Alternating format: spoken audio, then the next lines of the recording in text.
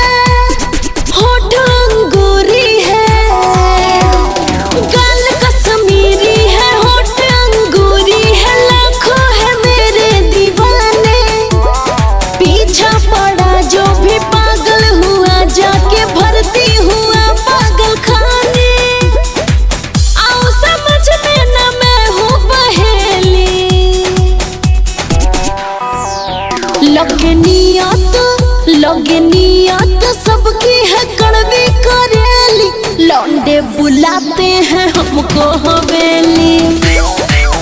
लगे नियत सबकी है कड़वी करेली, लौंडे बुलाते हैं हमको हवेली।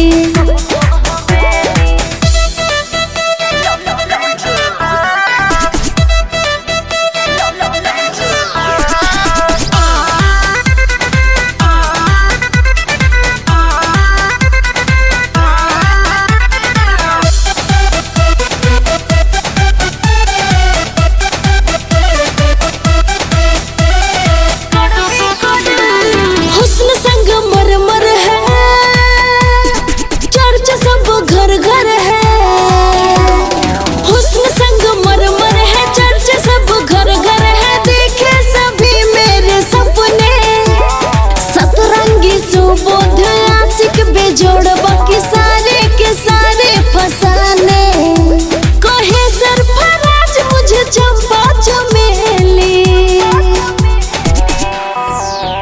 लगे नियत सबकी है कड़वी करेली, लौंडे बुलाते हैं हमको हवेली। लगे नियत सबकी है कड़वी करेली, लौंडे बुलाते हैं हमको हवेली। मेरी जवानी है गरम जलेबी, देखो ना ऐसे न डाले गलेगी। मेरी जवानी है गरम जलेबी, देखो ना ऐसे न डाले गलेगी।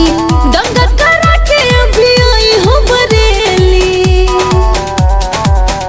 लगे नियत सबकी है कड़वी करेली, लौंडे बुलाते हैं हमको हवेली। लगे नियत सबकी